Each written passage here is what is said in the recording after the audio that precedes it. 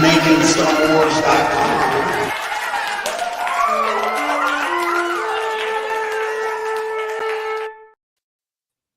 Whoa! We're up close. Whoa!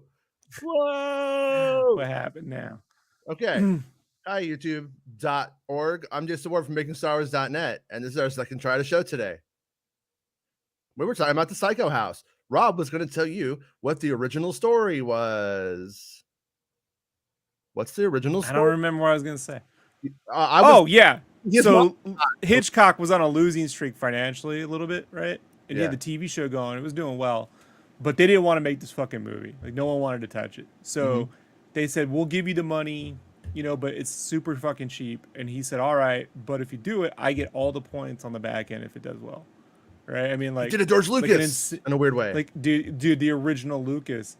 So he did this thing with the TV crew, hence that fucking house in this little spot. Bro, he made so much money off that. Yeah. That is how Hitchcock built his fortune, was on that fucking, like, that movie. And then it set up this whole fucking thing about, I really think, you know how in the 70s you get those, like, directors with the voice and everything's kind of grungy and real? I think Psycho sort of sets that off. You know what I mean? Like, even though he isn't, by then he was like an established director and shit, but I think that if you look at Psycho and then you start to look at Easy Rider, you know what I mean? You go down that path of these, like, gritty, simpler, kind of like could be real kind of films that are more of an experience, less narrative. Psycho does it. Right. And also, they use Psycho in the temp music for A New Hope at some points on the Death Star, and you could still kind of hear it. Uh-oh, Rob, I can't hear you. Now I can. That was weird. I don't know, bro. I don't know. We're having all sorts of technical issues. It's Gremlins. So it's I'm Gremlins. just going to assume the fucking Mogwais. show is going to be 30 minutes today. But well, I'm trying to draw here, Jason. Like, listen. As long as Joel Williamson, channel member, friend, pilot, pirate, captain, Bigfoot hunter, UFO explorer, lover is here, the show will go on. I constantly get his name confused with the composer for Shadows of the Empire, Joel McHaley. I don't know. McNeely. Or McNeely? little Haley Thompson, who was in a little movie called The Seventh Sense. You might have seen it. He wasn't a ghost in that one. Hey Ty, how's it going? It's also What We Do in the Shadows. Leia Rose is here. Happy Palpatine Skywalker Day. What today's Palpatine Skywalker Day? Ray Palpatine Skywalker? Fucking day every day, man. It's crazy. Oh, Jawa Knight is here. And it's got a little Lego Jawa. I approve. I like that. So yeah. So I've been working on an old Star Wars scoop. Been working on a couple of things. This week has been like a weird Star Wars week because I got a scoop, but I gotta hold it for a day or so. For reasons you'll see. Say it again. You got a day or so. Gotta hold it for a day or so. Did you ever have a moment in grade school where you had to hold it and couldn't? You got as far as you could get, and then did it ever happen to you? No, but my ultimate holding it story was Jurassic Park. I was like 13 maybe when it came out, 12, 13. Yeah. And I'm watching that movie and I'm like, this movie is really good. But before, I was really thirsty and I drank a whole big Coke. And then I had to go the whole time and I didn't want to get up. But the movie was so good, nobody else wanted to go or get up either. And so when the movie was over, everyone rushed to the restroom, beat me there, and there was a big line. And then it was just painful. And then I finally went outside. I ran outside and I went on the behind the theater. It was like the end of Strange Brew. Classic Californian. And the next day, I was still a little sore. It still kind of feel like a little bit of like, oh, I don't feel right, you know? Yeah, so, I've never had that problem. You're a freak. I just wanted to know if you'd share some stupid shit. But that's the point of the show. The show should really called Stupid Confessions with Jason. I'm here to support you and get you to admit to stupid shit. But yeah. This guy, let's cancel him. He peed behind a movie theater, exposing his wiener at 13. 20 years ago. Yeah. So Allegedly. I mean, or am I lying? At least it was Jurassic Park and not like fucking Flintstones or something. it was you know. Oh man, it was ID4. I hated that Flintstones fucking movie, man. You would think I would get like with the whole production design, but just something about it fucking annoys me to this day. Yeah. The trailer, I was digging up trailers from 1984, like Speechless and The Crow and shit. Don't ask me why. I go on these tangents, and it made me look at the fucking Flintstones trailer again. I'm like, I fucking hate this movie. Yeah. Yeah, I like the Drew Struzan poster, but that's it. Sure. I mean, Drew Struzan's done some nice posters for some really stupid movies, you know, like a New Hope. Masters of the Universe that is probably the one that he sold the best. I mean, that is an amazing poster for a fucking horrible movie. The worst thing about Masters of the Universe is when you start it, you're like, fuck yeah, I'm in this. And then all of a sudden they're in like a diner or something. And you're like, what? Yeah. Yeah. I remember when Friends first came out, I was like, I'm not watching this shit. She ruined, she's part of that fucking He-Man movie. Yeah. Yeah. And now, Jason, don't forget that. I rock the mug every fucking day. What is that? What is that? What is the Central mug? Perk. Oh, fucking fuck you. Just fuck you, man. I'm a shill, Jason. Don't you know that? Yeah. You should start shilling. God. Anybody who watched Friends and the theme song played and they didn't start tying a noose for somebody, I don't care who, themselves, somebody. I don't trust them. I don't think they're human. I don't think they're one of us. Well, I'm not human, Jason. we've known this for a while, and you know, every now and then I do lurk on your Star Wars Santa fucking shows with Santa, and I hear some of the shit you say about me. I appreciate it. Someone should be talking shit about me, and I prefer it to be you. Draw a clue is what I say. Yeah. Well, since you're drawing, I'm going to distract you. Check this out. You ever see this UFO picture? Treviso Air Force Base. This is like finally the color version came out. This is the first time I've ever seen the color version. 1979 posted. It's the first color representation of the famous black and white photograph. More information and comments. I've always seen this in it. It always makes me laugh like because a cigar shape. Yeah, kind of, because it looks like a fucking remote control, like flying at somebody from the 90s, doesn't it? Like a universal remote control almost. Yeah. And but there's like a lot of stuff from on high. Yeah. Pilot Giancarlo Sassoni was returning to Treviso Air Force Base, Italy. Blah blah blah blah. June 19, 1979. With unused film in the camera in his aircraft, the pilot activated the camera and approached the UFO at a distance of 70 to 80 meters and at a speed estimated at 300 knots. Airport ground staff watched the event through binoculars. Sassoni was called by the control tower to warn him that the object was emitting a strange blue trail. Ooh. So there's like a lot of stuff on this one. It's pretty wild. Like Akira bikes. Or I don't know. Maybe that's or just is like it more like those gaseous fume things, like the opening to Deep Space Nine with the asteroid. I don't remember. I know I remember stupid shit, don't I? But I love that one. I don't remember. But yep. Anything on Star Wars Tales of the Jedi? Nothing on Star Wars Tales of the Jedi for me at this point. I don't. The animation stuff. If we spoil anything, it's like a third of the show. Like yeah, it's true.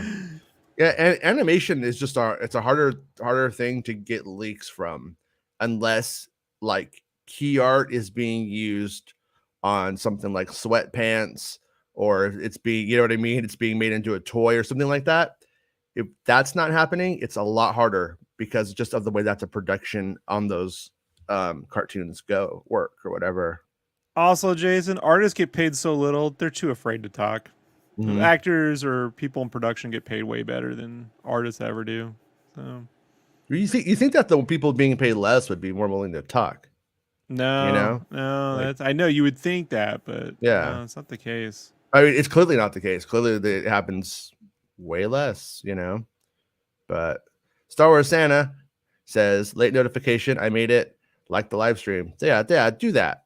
do that, please, and thank you, Santa. Yeah, today was working on that scoop.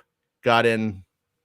Thought I was gonna be home earlier than I was, but I'm here, and man, done so much like side stuff that doesn't pay off today this week. You know what I mean? Like all these things that I'm watching that are part of the show, and it's just like, come on, Star Wars, throw us a bone. Jason, do you live in California? I do live in California. Rob, what state do you live in? Idaho, but I'm from San Diego. From San Diego. San Diego. AJ's here. I'm so happy they made that fucking one movie because, like, I don't count the other one. Because before that, man, it was like the best we had was like the opening to Simon and Simon, or what San Diegans. Okay. Anchorman, right? Anchorman, like, yeah. Or I guess Three's Company. I always assumed was in San Diego because they would go to the San Diego Zoo in the opening. Yeah, they were in San Diego. So in Top Gun, right? Those were like the. Honestly, man, like I know it takes place in Miramar, but other than when they go to the base and he does the fucking motorcycle thing, yeah, it's hard to peg that as being anything San Diego. Like, I think last time we brought this up, you said that, and I made a pegging joke. I think we had the same. I'm having deja vu right now. Oh, I'm a one-trick pony, Jason. No, I'm not. It, like people. That's what's the part of the Rob bingo card. Rob repeats the same fucking stories. Well, that's I keep assuming we get new viewers, but we don't. Like it's the same fucking 3 people. I mean, we love you. We love you. Love you, AJ. Come on, like and subscribe. Come on, AJ. We love you, girl. AJ says, "Hey, boyos, I'm going to see Thor: Love and Thunder in 4D. You boys seen it yet? I haven't. I think I'm gonna go see it on Friday. I think that's the plan. I was going to go, but then I've realized that the transmission rate in my part of the woods here in Idaho is over 13%. So I'm like, not gonna go. I think I might go see it at the drive-in. So dude, they got one driving around here, and they play movies that are like fucking 80 years old. They never play fucking the good shit. So that's cool though.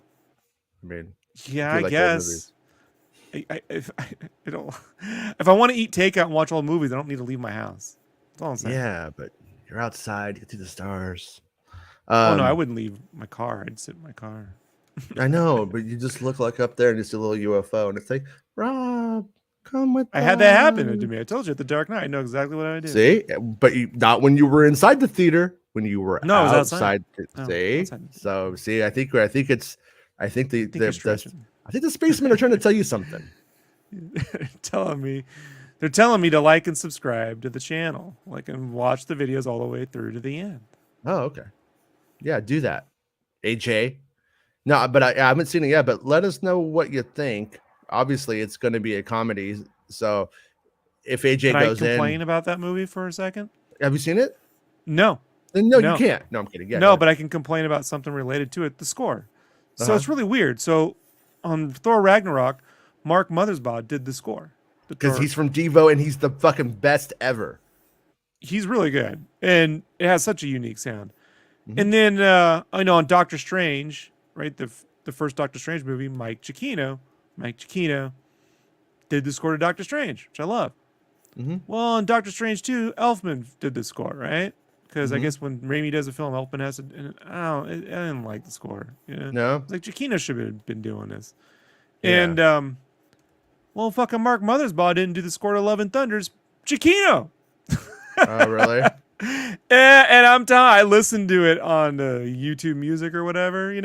Dude, they spoil the whole fucking movie in the listings. Worse than the Phantom Menace. Worse. Yeah. So don't even. But I'm listening to music. I'm like.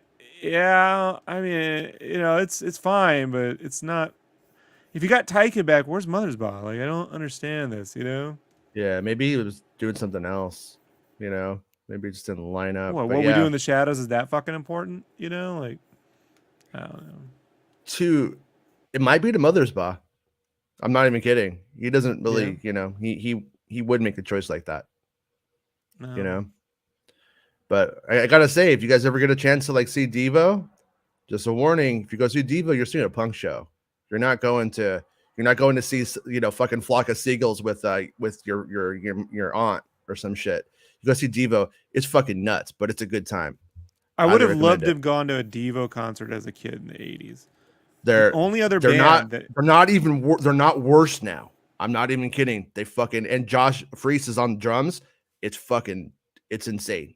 It's you know who good. else I wanted to see in their heyday was the B-52s, man. Yeah, Fucking loved it. I've been annoying my wife because I got Party Mix on a loop right now. Don't ask me why. And she's like, because you party all the time, dude. She can't deal with it. And I'm like, my Rob likes to party all the time. Party all the time. Well, Devo did B-52s did an album called Party Mix. Just like everything transitions into one. But you know, when we get to Private Idaho, I'm like, look, it's relevant. Right? She's like, I'm like, in that movie, not the joy of fucking fun that song is, by the way. Fucking that movie, bro. I was like, it's got Ted and Indiana Jones. This is gonna be and it's gonna be it's gonna be great. Nope. No. Wait, is the movie bad or just a bummer? It's a depressing, bro. Yeah. Dude, River Phoenix gives a 800-pound man a blowjob in the first 3 minutes of the film, bro, and it's dirty. It's a dirty film, dude. Like, good. Hey, that 800-pound man, that's a rare blowjob. Because he in my head canon. Wait, is he a kid though? Is he a kid in that movie? Like he didn't really ish, yeah. Okay, and so in my head canon, that 800-pound dude was Gluttony from Seven. You know, they go to that apartment, that guy's face first, and I'm like, that's the dude. Yeah, it's not good. It's not the blow. It's just all. Nothing about that movie's fun. You know, River, what are you doing? Oh, just being Indiana Jones, sucking a big fat man's dick. Doing. Oh, sorry, Tyler. Like, I guess I was thinking at the time I saw it like 96, 97 on home video. I was thinking maybe this would be like an indie version of Dumb and Dumber because it's got a B-52s. How do you call it? It's got it, right? It's got to be fun. Yeah. No. Yeah. Well, in the 90s, everything was either really fun or really not. You know, by design. 100%, man. So, you know. Tyrant says, but they had a fun soundtrack. We just found a long lost ARG for some Sony Bravia televisions. We just found a long lost ARG for some Sony Bravia television. What does that mean? I don't understand. I own a Sony Bravia, the 950. But what's an ARG? I know what an ARC is, like the an ARG. ARG. ARG. You can find a pirate. Okay. I probably do. I'm not. Guys, you know, I was talking about blowjobs with 800-pound dudes, and then you just throw Bravia on me. My mind isn't, you know. Right. I'm not there yet. We can talk about guys. We'll have plenty of Star Wars to talking about. What, 3 weeks? Andor, right? Bravia, maybe. Jason hates the Rogue One universe, so it should be a real fun show. Where is this coming from? It's gonna be a reverse because every time I complain about Kenobi, you have to tell me how Rogue One really isn't that great. No, that's not what it was. I was talking about how it's weird that both of them have a guy who's like, I lost my wife and now I'm stupid. I don't get that as a lie. It's the worst lie ever. Well, George Lucas felt the same way. Oh no! Oh fuck! What? You said that. Right? I can just hear Georgie on the. He's back there going. Like the Hulk, he wants to come out, but I'm like, no, I gotta work. You won't like me when I'm hangry. So they feed him. Mongolian barbecue. Take me to the mall before it's too late. AJ says, Sbarros. Have you seen Life Force with Patrick Stewart? Yes. Back in the day, I saw it. Also owned the video game. Was the video game really connected? Like, or was it just like? No, it was a space shooter, dude. I guess. But yeah, it was on the NES, right? That score is fantastic, by the way. The score to Life Force it's one of the best scores of the 80s. Like, if you want a good musical score, maybe you don't remember. Yeah, I don't remember. I've seen Life Force. I don't really remember Life Force. That one is beautiful naked chick. You okay? You know, as a man, you'll just, you know. Back in the 80s, whole movies franchises were built around just the fact that there would be like a minute of a naked person in it. Like, that's one thing that is completely gone with internet porn. is everyone's just like, yeah, I'm not gonna watch something. I'm not gonna watch, Slumber Party Massacre or whatever it is. For Mr. Skin made a whole career on it, and then Sleepaway Camp got taken away, right? Yeah, pretty much. But then Troma came, and Troma was like, you could have your cake and you could eat it too. And I rented every movie they ever released as a kid. Jonathan says, hey guys, missed the show yesterday. No fucking excuses, Jonathan. No fucking excuses. Who's the guy that owns Troma? I always forget his name. Kaufman. Yeah, Larry Kaufman, or is that it? No, you made it worse by saying Larry, because he is a Lloyd. Lloyd Kaufman. I always felt like him and Mel Brooks, like, not as a movie, but just them as people, should have like done something together.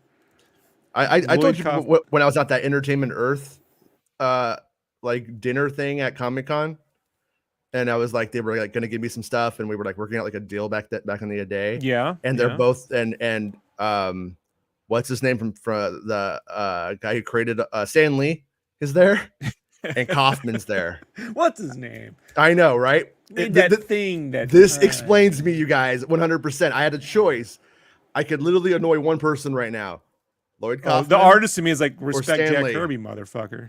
But and I went with the Troma, man, because I'm a Troma guy over Marvel any day. That's just the way. To be fair though, dude, Lloyd like legitimately like didn't just take credit for everyone's fucking shit though. Like, yeah, like, I like Stan. I think Stan became a better person as he got older, kind of thing, but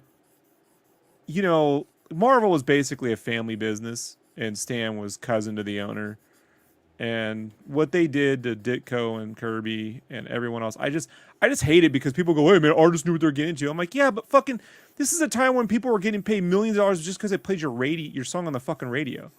You know what I mean? Like, how did fucking illustrators get the fucking shaft in this country? More so than musicians. The musicians were still getting screwed, but not like illustrators, bro. Well, don't worry, Rob. Everybody got screwed in the end. Everybody. No. I think the Kirby estate finally got paid, but they had to settle out. Oh, I meant like musicians. It's over. Nobody makes money in music unless you're like, well, Metallica, Lady Gaga. Yeah, unless you're like they ruined it for everyone else and then carved out their own little. Yeah, exactly. I love it. I love how they ruined Napster, and I love it. But yeah, so Life Force, rent it, see it. Navi Dickpan says Wells vagina. I know where you're coming from, bud. Ray Scat fetish. Oh my god. Are you serious? Race cat fetish? Okay. Why? Is that his name? Yeah. But once again, that's his name. And you know what? I'm gonna respect your Christian name, because it was your parents' rights to name you that. Hindu motherfucker. Oh. Sorry, Keanu. Hey. Does Palpatine know Leia is a Skywalker? I'm gonna guess. Look, you would think the fucking movies would answer this on some level, right? Well, it doesn't matter. Ultimately, it didn't matter. It never became an angle. But I'm gonna say that I'm gonna say that he does know, because he decided to take her son. So sure he did. You're assuming episode 9 means something, but no, it does. At the end of the day, they're honoring it. I know a little bit of stuffs. I've read a couple of things. I know a little bit of dribbles. Can I get a little Star Wars angry right now? They're not throwing it out or anything. Yeah. Right. It's not about episode 9, so don't worry. I know you fucking the 3 people who love that movie complain when we complain, but oh well. Yeah.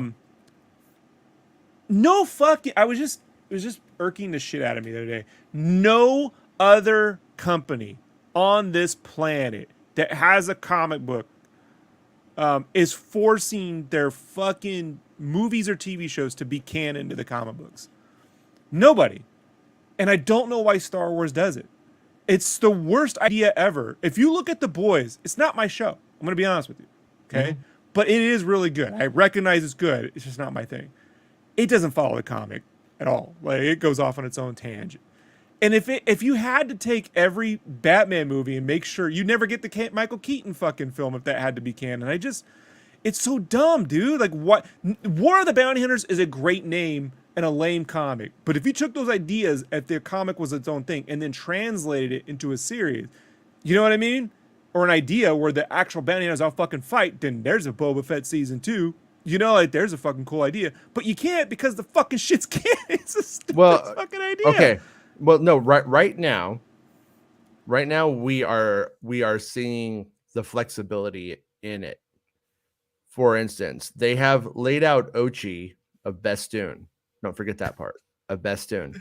They have laid him out in the comics, and they've told the story. That new Star Wars book that I am currently reading, what's it called? Shadow of the Sith, retells it, and it's the same story beats. The story beats are there, but the tone feels different to me. Yeah, but War of the Bounty Hunters is like a remake of Shadows of the Empire, where it just takes place in between two movies, and they're all trying to save Han's icicle pot body. You know, it's not really like a war of the bounty hunters. So, and I'm not just saying on that one thing, but it's just the DC things don't have to go, hey, fucking Michael Pattinson has to be You know what I mean? Like, none of this would work. Why? For the love of fucking God. Because it's what the fans want. They don't. They think they want it, but they don't. But it's just the same fans, Jason. It's the same fans who Here's another side thing, people complaining about Marvel. And this goes to every film pundit out there. I don't care if it's Campia, Randolph, who the fuck ever. They all have been complaining for years now. Marvel movies are all the same. You can never see the director's voice. It needs to have the director's own voice. So then you get Sam Raimi doing a fucking movie, right? And then like, I don't like the Raimi-ness. No, it's not Marvel, it's Raimi. I don't like the Raimi. I don't like the Taika-ness of the Thor movie, right? Oh, Guardians 2 came out. Guns 2, it's just too much gun. It's not enough Marvel. How does it tie into the bigger thing? They think they want something. What they really want is more of or less than. Amateur critics always say, I want more of or less than. They don't really know how to articulate when something really worked or didn't work, and maybe why it didn't, and what's another possibility that you can go down that path, because they probably have never needed that critique to keep their job. You know? Like, you don't want an art director who goes, yeah, I do less stupid shit. Like, I don't know what that means, man. Like, you know what? Faster, more intense. That makes sense, though, because they were saying his dialogue slow. Just say the dialogue fast. I get. So give it to me in a bunch of different speeds, and then I could pick the one that I think fits. Yeah. Right. But it's just, so then they think they want it to be, you don't want it to be, no one else does this. No one else does this. And it's the stupidest fucking thing ever. I think it's cool when it's stuff like the Ochi thing. I think is cool. I think it's Imagine cool if the Police Academy cartoon had to be canon. All right. But, it would have ruined Citizens on Patrol. No, I'm kidding. Nothing ruined Citizens on Patrol. Like the Ochi thing, once again, where they clearly figured out what the story was going to be internally. And then it was okay for it to be told in different mediums. Like, those beats are the foundations of something. When it's that structured and that smart, it's cool. I like it. When it's like War of the Bounty Hunters, at the end of the day, the problem with War of the Bounty Hunters wasn't necessarily even the concept. It was the excess amount of, we're making this a big event, but to them a big event stopped being a meaningful big event, and a big event just making a bunch of stuff that you can buy a bunch. And so if they had trimmed the fat on that and kept I refuse to believe any of that shit's canon, so it's the stupidest fucking thing ever to think that shit really happened. Like, it's ridiculous. It's ridiculous. It's as ridiculous as the courtship of Princess Leia really happened, Yeah. And at one point, for fans, it did, but it's ridiculous. But in this, I don't know, in the serialized universe, anything serialized just becomes ridiculous. So Star Wars is, I think, by its very nature, a bit ridiculous. It'd be like saying that the Walking Dead comics, the show it doesn't match the comics at all.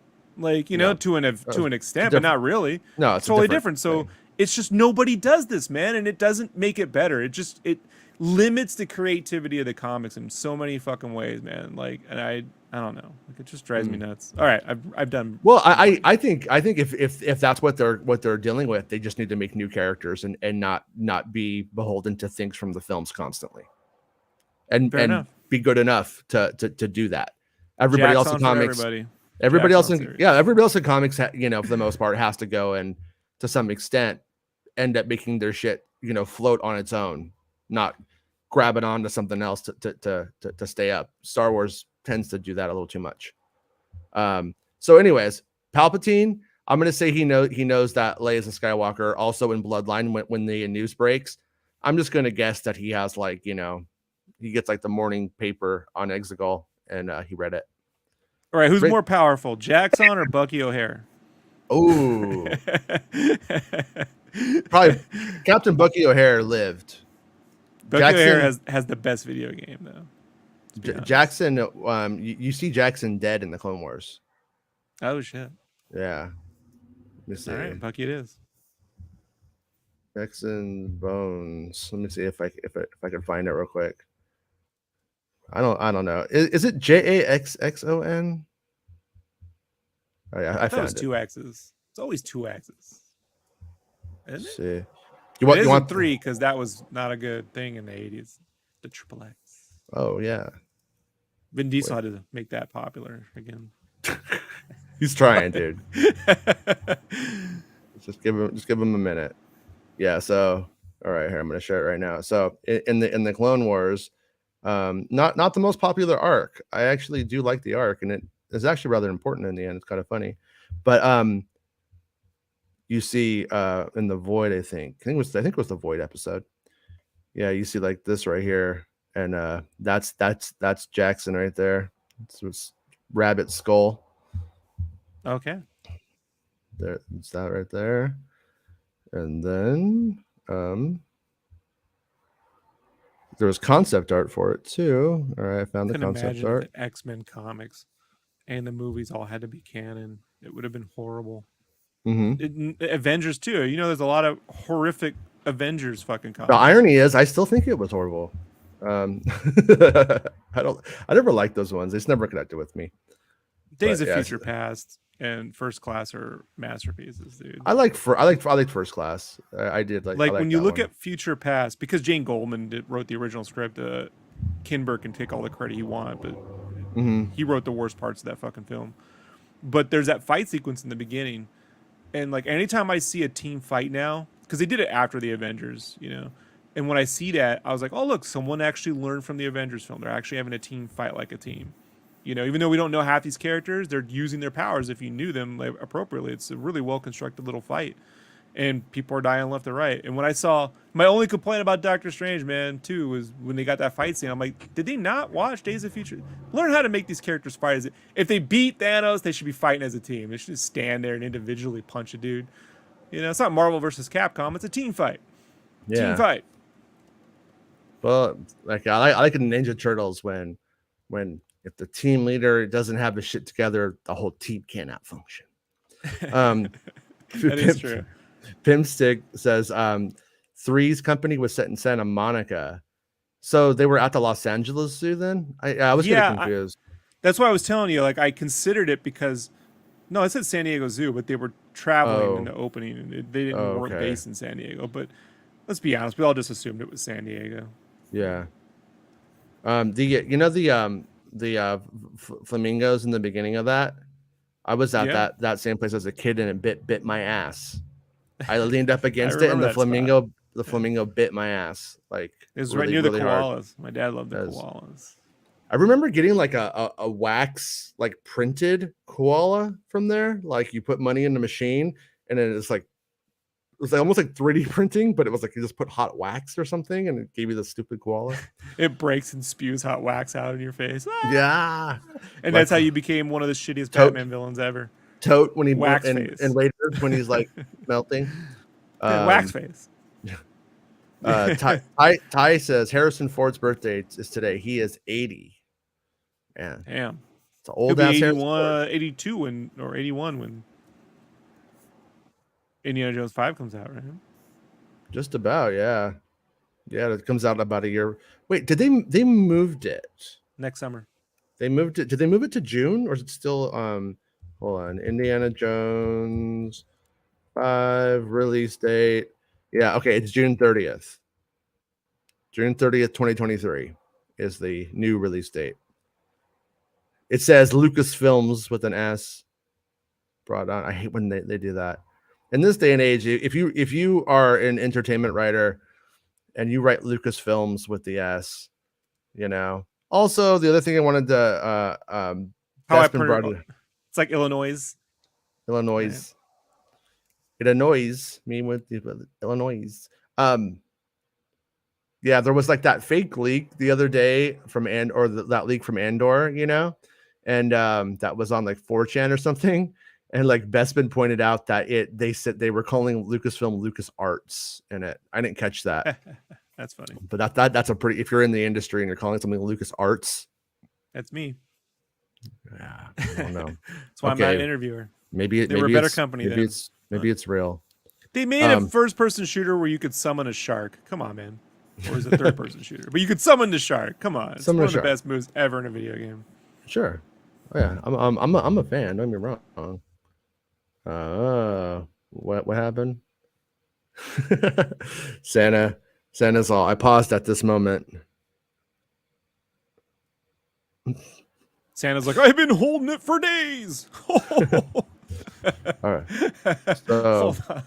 All right. So, dude, hold on, Jason. I got one.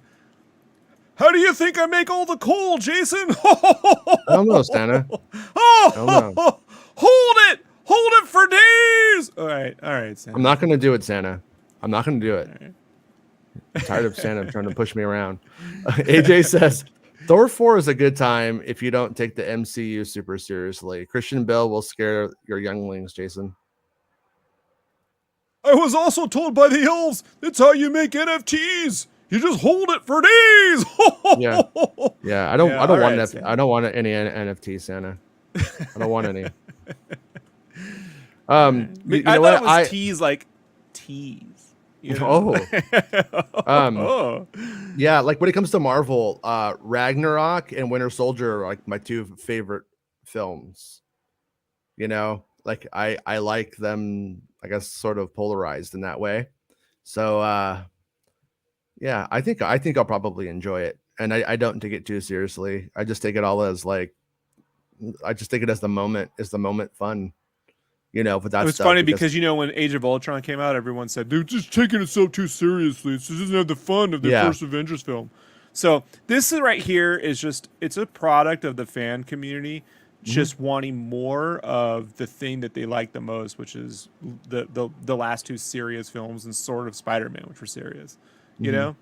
And then when they go super serious, they're gonna be like, it just lost the joy. You wait for it, and then they're gonna tell you all these stupid YouTube videos are gonna come out about how people really didn't appreciate or missed out on the genius of Thor: Love and Thunder. You know, those fucking videos. Thor: Love and Thunder, the untold truth. Watch that video when it comes out. I thought the first Avengers movie was really fucking boring. And I didn't like it. I thought it was trash. I think it is trash. I don't think it's well made. I think it has a bunch of, I like that. And if you don't really like it that much, it's pretty boring. And Age of Ultron, I thought was a fucking hard slog to watch in the theater. And I was very bored during most of it. And it's more interesting after WandaVision now because it made me more invested in the key elements of it. So that one kind of became better in retrospect for me.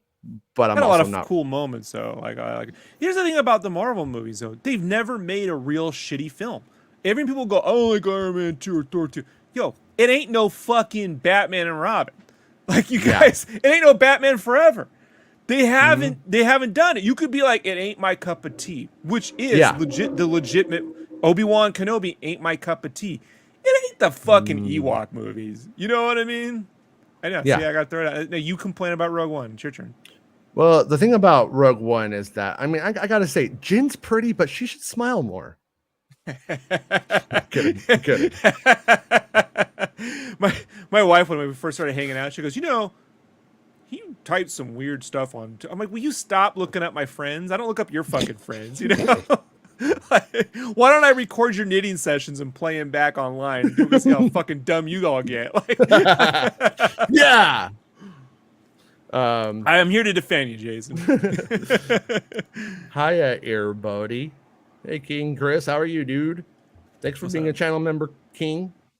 You are king because you're a channel member. Aggressively relaxing says Devo killed it on Yo Gabba Gab. Yeah, Mark Mothersbaugh. I really, really did appreciate the like aim of Yo Gabba Gabba, which is So we good. raised a whole generation of fucking idiots, and that generation of idiots was raised on Barney, and the music sucks, and they grew up to have shitty taste in art, and it's fucking dull. They're like, how about we make a kid show? We get fucking Bismarcky, teach them how to beatbox. How about we make the music good and then see what happens? And I think that's how it should be. Genius, you know. What it is. Yeah, it's really important. Me and my art director were trying so hard when that first came out to get the license for that, and just a bunch of fucking old white dudes couldn't get their head around the fucking show. You know, so frustrating, man. Yeah. But yeah. Anyways, good show. I still like. What is the song? Blop blop goes in my tummy. So yummy, so yummy. It's the songs are rememberable. The superhero one's my favorite. The Bismarcky superhero one is really good. Yeah, I liked on Ted Lasso when he starts beatboxing in front of that lady. She's all, I don't know what to do when a grown man beatbox, and he's all, oh, don't say that to Bismarcky or something. I don't know. It was a good one. That's when I was like, okay, you're winning me over, Ted Lasso. But yeah, Devo's catalog is underloved. Just gonna say it. Mark Mothersbaugh. It's really weird that you have people go like, oh yeah, like I love the soundtrack to whatever Mark Mothersbaugh did it, and then but then they're like, oh Devo, I won't check that out. You fucking idiots. Same guy. Eric Denton says Devo is loud. Yep. Saw them a few years really ago. Hurts is when they listen to SoundCloud rappers. SoundCloud rappers. Yeah. Sorry. No respect for them, Jason. None. Yeah. The B-52s are good too. Saw them a few times on the Cosmic Thing tour. Yeah. I didn't see Devo with Cake. They played a lot of times with Cake. And I never got to see one of those shows. That was the first YouTube before there was YouTube. I just posted a video. I posted a video to the force.net. Right? Because you could post videos like when they first let you, like in 2001. And I did Cake's Going the Distance, cut to the Padres. And I got, when he said going in time, I got to sync up to Ewan when he says, you know, he says, we're going to be here a long time. Like, I got it to sync up. So, yeah. And they were like, I posted it. I was like, people are going to dig this. They're like, what the fuck is this? Yeah. And I got, it's too ahead of my time. I see. Yeah, but anyways, listen to Devo. Okay. Oh, they had three. Oh, the Sony Bravias were 3D. Okay, gotcha. Yeah, I have a 3D Samsung J something, and yeah, it's Sonic actually. Yeah. Kind of what sucks is the TV I got it wasn't 120 hertz. It was 60 hertz, but it was 120 hertz emulated. And in 3D, I could not tell the difference, but it does suck because whenever I hook up my new Xbox, that's fucking bitching, to this TV, I lose a little bit of the features on it because it won't accept 120 hertz emulated. The Xbox just goes, me no know what this means. Carlos says, hey Jason, any news today? The news today is that there is no news today. We're talking about holding our shits and Psycho. What do you think? Yeah. We're just trying to be consistent with making shows. We can't be consistent with the scoops, you know? Like, the info comes and goes. Right, Jason? Oh, yeah. Well, no, it does. And there's like, for instance, let's just make up a source. We'll, just to be nice, we'll call him Best Spin of Bestoon, okay? And Best Spin of Bestoon is a Lucasfilm employee at the top of most of the Papamos, okay? Like Best Spin of Bestoon, he's getting Kathleen Kennedy's coffee. He's writing stories. He's the doing Lloyd notes. Kaufman of Scoopers. He's the Lloyd. Yeah, he's part Bestman Bolton, part Lloyd Kaufman. He's like, you know what this Star Wars story needs? Some titties and toxic waste. And it needs Sketchcraft to shut the fuck up before I fucking kill him. Oh, whoa, shit. Whoa, dude. yeah. Yeah. So, and then Kathleen Kennedy's like, he's family. So, but anyways, let's just pretend like that source let me watch 20 minutes of about every episode of Kenobi. Let's just pretend that happened. Okay. And well, if that source was to let me go watch 20 minutes of every episode of Ahsoka right now, we would start to be able to triangulate where information comes from. So I think a good method just to protect your sources is to not overfish your sources even if they're willing. This is like that scene in Batman Forever when they play Battleship. Right, Jason? I don't remember. Thank God I don't remember. So when people complain about any superhero movie being made now, go look at Morbius, and then you'll know. It can all go down. Look, complain about Marvel all you want. They haven't made a Morbius. You know, they haven't. They just haven't. You know, look, I thought DC was doing good until I saw Wonder Woman 84. I'm like, they've learned. I mean, look, Justice League, I actually like the Zack Snyder version. So I get not everyone does, but I do. It's not, I don't think it's bad at all. It may not be your cup of tea, but it's not bad. But fucking that Wonder Woman 84, people should hate. I mean, I'm not going to say people should quit or whatever, but I do think people should do timeout and story. Like actually just get back to maybe directing some episodes of TV where you focus on story or something. Because that fucking movie is a nightmare. When that movie starts, I like things in that movie that people don't like. I liked when it was feeling like it was a little bit of the Richard Donner / Lester Superman stuff. Like if they had gone full that, it needed, but you can't go a little bit of an 80s Superman movie in flavor and then not, and then do it again just whenever it feels like it's, I just decided to do that again. It doesn't feel right, If they went full cheese, it would have been fine. But you can't do half and half on that inconsistently. It was boring. Yeah, I'm not a fan when they just start giving superheroes new powers for the sake of doing it. Like, oh, she flies now. Why?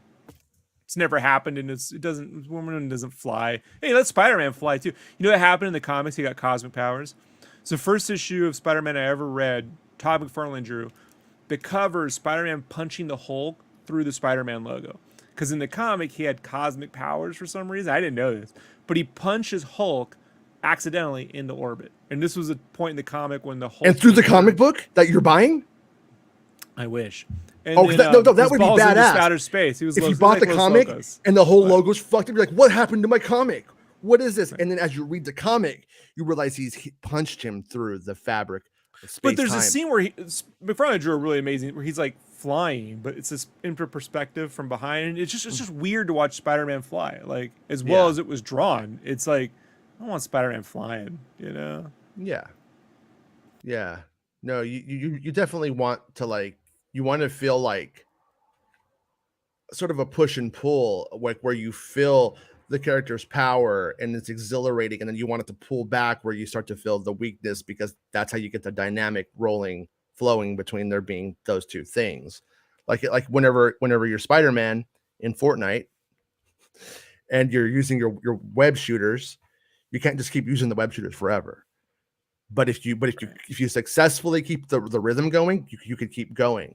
And it's a very satisfying kind of feeling for whatever reason. Yeah, this is gonna be. Some people were complaining. Oh, I don't know what Phase 4 is about. I don't know what Phase 4 is about. I'm like, you guys are gonna appreciate this time when it was just a bunch of new characters and each had its own little unique thing, and there wasn't a big storyline you had to follow, because that's gonna happen again. They just didn't jut it right up against the fucking last one they did. They got breathing room because they have the money to do it. I'm just waiting, Jason, for like 3 years from now when we get this giant Fantastic Four X-Men push and everything's connected to some giant story. People are gonna go, why I didn't appreciate Phase 4 when things were all relaxed. Those videos drive me nuts, dude. They make you feel guilty, like you didn't. I fucking appreciated it. I don't know what your fucking issue is. I miss Batman Forever. I wish they had made a sequel to that movie, not whatever Batman and the fucking Robin was. Yeah. Stupid movie. Oh, So dumb. okay. Alternate reality game. Okay, when you're talking about Sony Bravia, when Sony Bravia's come up, and then an ARG game, like it's a game, that's where I'm like, oh man, that's you lost. Is that like where they play shit in real life? Yeah, yeah. It's I don't like that. Yeah, some of it sounds interesting. I mean, I don't do it, but yeah. No, I remember I was listening to Coast once, and there was this big one that was one of the first ones that everyone was playing, and the guy came on, and he was talking about it because George Norris is such a fucking idiot. He thought that the guy was pitching the scenario about these aliens and these milestones and these markers. You got to find them. He's trying to kayfabe it. You know what that means, right? Kayfabe. Wait, is that it's a wrestling term? In wrestling, it's when you play the character. You're in kayfabe. Like, we're pretending this is real. So that's not the guy who married Britney. No, but that was the joke I made at the time, and no one knew what I was talking because about. that's what I thought you were talking about. Yeah. Kayfabe it. You marry a hot chick, you can't keep it. Yeah, the kayfabe is when you keep in character, right? Okay. And so, what was I saying? You fucking threw Britney Spears at me, dude. Yeah. Like you Roger Rabbited me right into a wall. Mm-hmm. Yeah. What was I saying, Jason? You were like, hit me one more time. That's not what you fucking asshole. It's not what I was doing. Okay. God damn. Chat, what was I saying? Jason won't help, and I can't rewind the chat. We are Devo. We are not men. Yeah, the remote-looking UFO alternate reality game. Oh, Coast to Coast. Fucking thank you, this guy was going on a spiel, and George Norrie thought he was being real. And the guy's like, well, yeah. And he's trying to like... I bet Norrie was like, well, at the end of the day, what is real? Yeah, it's just... Because, he doesn't...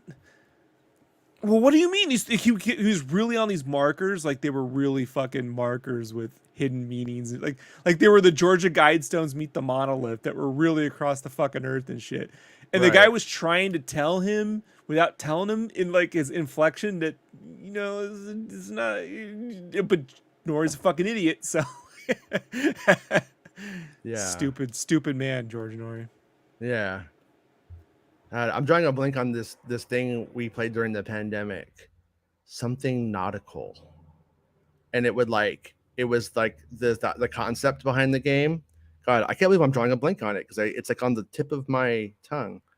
But it was like this game where it would give you coordinates, and the idea is that you would focus on something that you wanted to see, and then you would have it generate the coordinates, and it would be like local within like a radius of your house, and then you go out there, and then like you would nerd find games to me, man. It's like when nerds would play math with their pocket, or they'd make games on their pocket calculator and shit. It was originally like pitched as being, the concept was, we are living in a simulation. So by doing this, you're breaking the simulation. So when you get there, you'll see something interesting, right? Well, me and my friend, we said that we wanted to see a leprechaun, and we ended up taking us to this neighborhood. And no shit though, no shit. Was it the one in the leprechaun video? Those people who drew the leprechaun? That's what I was hoping for. but we actually end up going into this sort of sketchy neighborhood, and we end up there, and then there is a blanket on the front yard, and there was somebody sleeping under it. And we were like, okay, that we didn't think it was weird, but then as I was driving back, I was like, what if that was a leprechaun under there? We should have pulled the blanket out. We fucked it up. It's Warwick Davis. Randonautica, something like that is what it was called. It's kind of fun though.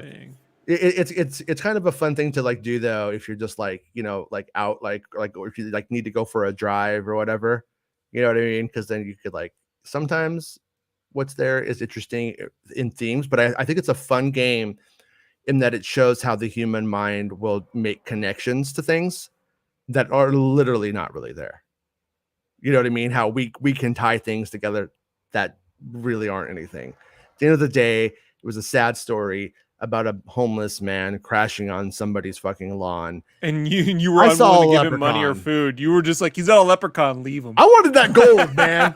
I wanted to take the gold from the poorest man in the neighborhood. You had the ability to change that dude's life, and you're like, but he's not a leprechaun, so we're out. Not a leprechaun. I'm going to say he was sleeping pretty good, though. I think he probably appreciated just being allowed to sleep. Well, kidney failure gives you pretty good sleep, Jason. That's It's fair. good for the rest. Eric says Lloyd goes on podcasts and spouts mega bull nowadays. Really? That's a shame. Or is he just trolling? I could Is see he him a doing it to January troll. 6er? Is he a Sither? Yesterday, I didn't look into this too deeply, but there was that video that came out from the January 6 hearings, and they had a Fandom Menace guy in it. Hilarious. Yep. But I mean, Shocking. hey, in case we were ever wondering. Shocking. I'm totally shocked. Fucking traitors. Aggressive relaxing, I think, is angry with you. That's a bunch of bullshit. Stan put in the work.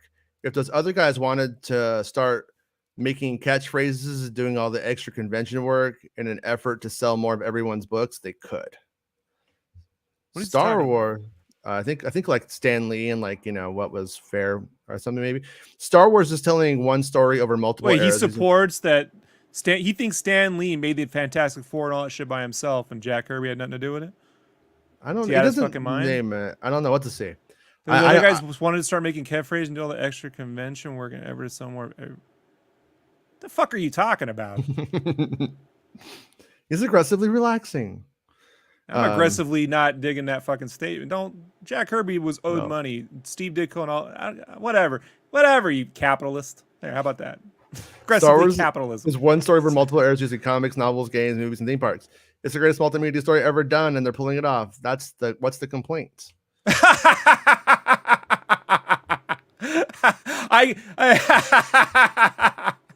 Well, you're just aggressively trolling now. Good job. No, I agree with you. It's the best ever. Keep at it.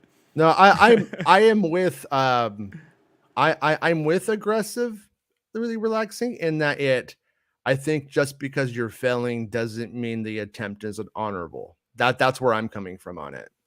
I believe it conceptually could happen, could work. Is it the same working people for complaining me? that they feel they have to watch 17 Marvel shows and movies to get a movie are now like, but I also want every fucking comic book that comes out every month and every book and every audio novel and every fucking podcast to all be fucking canon is ridiculous. You know what though? Fandom is by in its very nature ridiculous, because if it wasn't, then what you end up having are a bunch of dudes or people, I should say, who read the novels that go, well, if these novels are better than everything these movies are doing, and then it's like, why don't you just make these novels into movies? And then it's a fucking cycle. I think at the end of the day, I think they're making the right choice on the macro level, even though there's all kinds of micro failures. That's my take. Spoken anyway. like a true anthropologist, Jason. Thank you. Star Wars Santa says got to go to a meeting, pausing the stream, be back after. Not fair. Not fair. We're getting play-by-play from Santa. Great. Mr. Flavin Flav says, yes, okay. Make new stuff. Everyone, including me, are too difficult on them. Bring back old characters, Star Wars. When have they not been bringing back old characters? Yeah, no. You get Luke Skywalker adventures every fucking month, even though, there just wasn't enough time in the fucking years for Luke Skywalker to have that many fucking adventures. It's ridiculous. That's because he's not really human. They age differently. They deepfake age. They're deepfake. Deepfake reality. Yeah, no, you're not wrong. It's like that's the thing about all of us kind of being a Karen about every single time that something Star Wars comes out. We act like it was ordered by us, to our specificities. Right. And at the end of the day, it's meant to please a wide swath of people, and that's what the hope is. And at times you will see them actually please the wide swath, and then but then be treated by the pundits, if you will, as if it was something different. But at the end of the day, numbers. I am not trying to push for the concept. I don't think there should be more Book of Boba Fett like that. But once again, the Book of Boba Fett numbers were pretty good. Like the numbers are pretty good though, and that's at the end of the day. Numbers on all the Fast and the Furious movies are great too. What does that mean? It means the studio is really happy with that, and they keep making those fucking movies. Go. Yeah, but I mean, you like that Jurassic Park film because you're getting more of it. Yeah, You know how Yeah. crazy fandom is, Jason?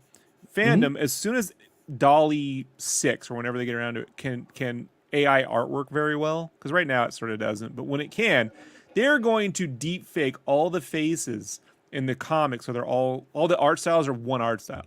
You know what I mean? Yeah. And that's they fandom stifles creativity. They don't realize, like be a fan, but also let something be its own thing too. It doesn't all have to like I don't have an issue when the visual effects are different. What I have a problem is when they have, how do I say this? If they're going to do a standard, like a comic book should look like a comic book, and a movie should look like a movie, I guess, if you're going to be a $300 million film. But don't act like you're the best and then be like, well, we couldn't spend money on it. Then don't. I don't know. Like, Do that's you my whole thing. do you remember what that quote was that James used from Ford? From what? From Ford, the car guy. God, he had like No. a really good quote about that. And I don't know if Oh, James is yeah? here today. Yeah. Yeah. But about basically about what people, what they want and what they think they want, what they need, what they think they Right. want. It was something good. It was a good quote. I need to ask him what it was though. Yeah, they would just remove all the artists and be like, nope, computer generates all the faces now. And you can kind of see this. John Byrne, who was a comic book artist, for a long time was doing these Star Trek comics where all they did was take photos from the show and he'd re-Photoshop them to make new Yeah. episodes. And I'm like, you really want that? Like, you think that's good? Yeah. Nobody wants You know? that. Who's stronger, Buck Rogers or Captain Kirk? Buck Rogers, hands down. Captain Kirk. The old Buck Rogers, the 80s show. I'm going with the 80s show Buck Rogers. Yeah, Captain Kirk. That's who I'd hang out with over anybody in any space Nah. galaxy. That Buck Rogers, man, we'd have a good time. Fucking Tweaky would be over there, fucking doing lines. I'd have to talk about their universe and shit, and I could give two shits less. So, Man, yeah, I love the first season of Buck Rogers. The first season of Buck Rogers as a kid was my favorite space show. it had a cool theme song. I'll give it. Oh, that. the theme song fucking rocked. Yeah. Fucking Wilma was fine as fuck when I was 4. Was that Linda And- Gray? Mm-hmm. And then Sure. they stole the outfits in Attack of the Clones. They put it on Natalie Portman. They really did. Yeah, but it was good though. It was good. The second season of that, I guess, like behind the scenes of that show. What's the guy's name? The actor who played Buck? Like, I do not know. it's like a fake French name. He or some reminded me of shit. the dad from Silver Spoons. Really? Bro, I Spoons told you, thing? I don't look at people. I just say kind of like squint at them. Yeah, they're completely different. They're way different. Yeah. Well, yeah. That's how once I make up my mind as a kid, I'm like, sure, close enough. Move on. That is pretty George Lucas though. Yeah. Close enough. Yeah, it is. I really think I get some of his decisions. Like I totally get it, I too would probably do that. George is a good artistic eye though, man. Like Oh sure, yeah. I just didn't think the prequel should have been on digital. That's a move that I felt he made to get the studio ahead of the curve and didn't benefit the films. It was to benefit the studio. So whatever. Yeah. I think George just thought that it would all work itself out for him. In some ways he was right. And John Knowles like, that's how I lost all my hair. Yeah. But John still has his hair, doesn't he? That's how good them surgical implants are. So the sucky part was in the second season, they put Wilma in this like, little thing that's, if she's like, serving you hamburgers in the 80s or somewhere. But I did like his I'm going to out pimp Han Solo costume. Oh, Han Solo, Oh, yeah. You think you're a space pimp? Oh, fuck you. My Obi-Wan Kenobi's older. My robots R2 and 3PO together. And that was I could tell that's And where no one remembers it. But as a kid, my dad's like, I was like, Dad, can we go try to find Star Wars? He's like, what? He's like, what do you mean, man? I tell you, he was not in the mood for me. I'm like, can we go try and find Star Wars? And he's like, it's not out. And then I was like, okay. And then he turns on the TV and Buck Rogers is on. He's like, look, this is Star Wars. Look, there's Leia, there's Han, there's Luke. I'm like, that's the same person. And I was just like not having it. I was It's driving like my turning dad on crazy. F Troop and trying to convince your dad at shit's bonanza. Yeah, exactly. Take that, Dad. Tyrant says X2 is still great. I'd argue without X2, Marvel wouldn't have taken the chance on Iron Man, and the tone and budget of those movies would have changed drastically. X2 and Spider-Man 1 and 2. So there's a 5-year difference there. The Marvel making Iron Man, all that deal had nothing to do. I guess maybe because they weren't. No, it's because they lost so much money on Spider-Man. You know, they just weren't seeing the money back, and they wanted to fucking make the money. So on Spider-Man 1, on any of the Spider-Man, they couldn't. There was money to be made in the movies, and they weren't seeing any of it because they sold the rights so cheap to get their company out of bankruptcy. Gotcha. Yeah. Yeah. When Marvel was all over the place. Junkbox says, I love hopping on YouTube and seeing you guys are live. It's like coming home for Christmas and your dad's not drunk beating your mom sort of feeling. It feels like bliss. Where's she at though? Okay. I feel like we're more like my uncles complaining about shit on Christmas. Yeah, we are. We're like the good version of my uncles. That's, you know. I like to think I like to think we're like your sober uncles, the ones who didn't diddle you. Yeah, my uncles weren't sober. They never diddled me though, but they definitely were not sober. Yeah. Alcoholism in my family runs deep like the Force. You know, I have 2 uncles who committed suicide by drinking. Like literally, went that. Kind of happened to my mom. It's all on my mom's side.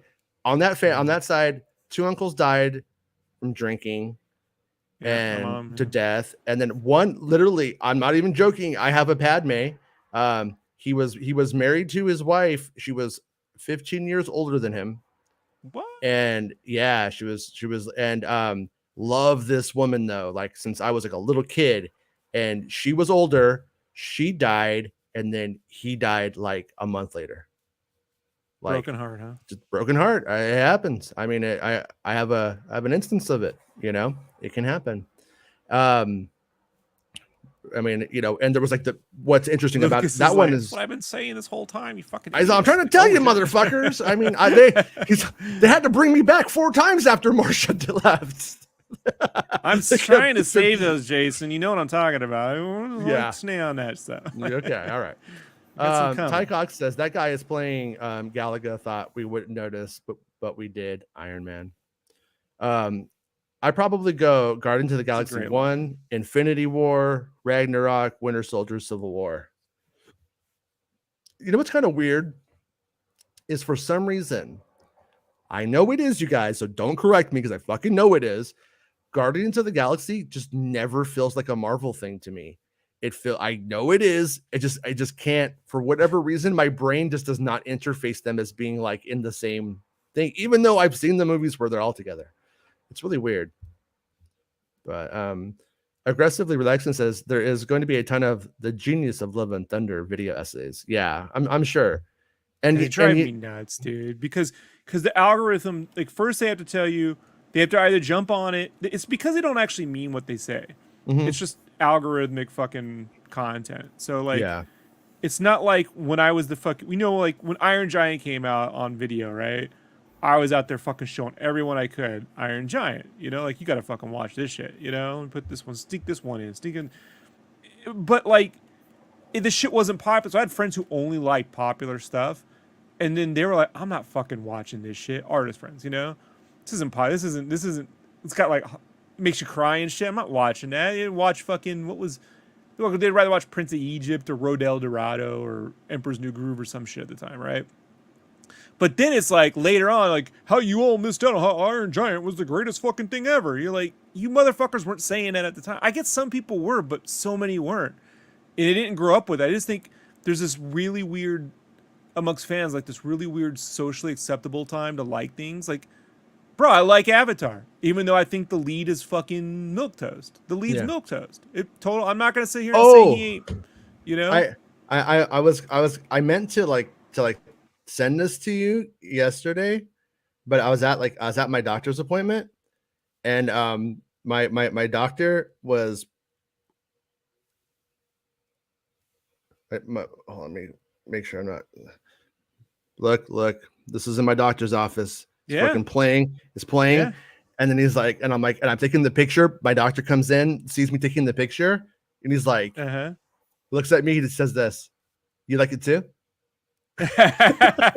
See, we're all happy. We're all in a group together right now. It's the best fandom to be in, because when you find out another person likes Avatar, they're like, oh, thank God I can like it now. Like, and it's just so crazy because fans of major properties always say things, we don't want, come up with something original, but it's not original. I've seen where all its influences are. That's Star Wars. My uncles could never fucking, there was a comic book shop owner. It was Action.